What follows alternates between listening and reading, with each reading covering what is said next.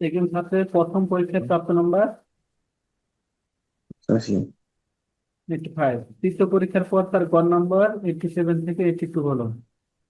দ্বিতীয় ও তৃতীয় তৃতীয় পরীক্ষার পরীক্ষার পর ফলাফলের গড় কত? আচ্ছা, তাহলে সিস্টেমটা দেখো। পরীক্ষা মোট দিছে কয়টা? 3টা। তিনটা। প্রথম পরীক্ষার নাম্বার আছে। এবার দ্বিতীয় তৃতীয় পরীক্ষার ফলাফলের গড়, তাহলে দ্বিতীয় পরীক্ষার নাম্বার কত জানা নাই, তৃতীয় পরীক্ষার নাম্বার কত হুম, জানা নাই, এটাই জানা নেই। কিন্তু আমাকে এই দুটো আবার গড় বের করতে বলছে। এই প্রথম দেখো এই তিনটা পরীক্ষার গড় কত?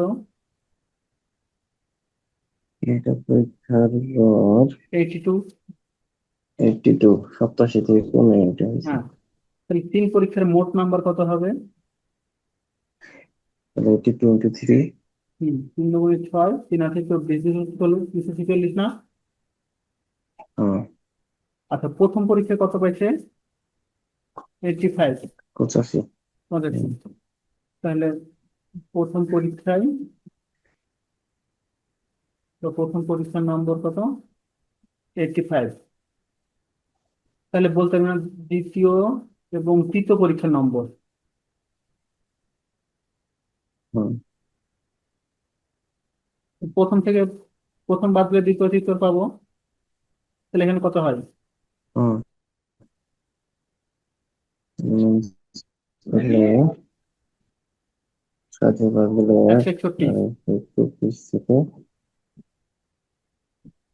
তাহলে দ্বিতীয় তৃতীয় পরীক্ষার নম্বর কত পেলাম? 161। তাহলে গড় কত হবে? 61। গড় বের করতে বলছে আমার ডিভাইডেড কিন্তু। 2। হুম, হবে না? তোমাকে শুধু গড় বের করতে বলছে, এত কিছু দরকার না, গিয়ে দ্বিতীয় পরীক্ষা কত পাইছে তৃতীয় পরীক্ষা হুম। কত পাইছে, গড় বের করতে বলছে। গড় হয়ে গেছে।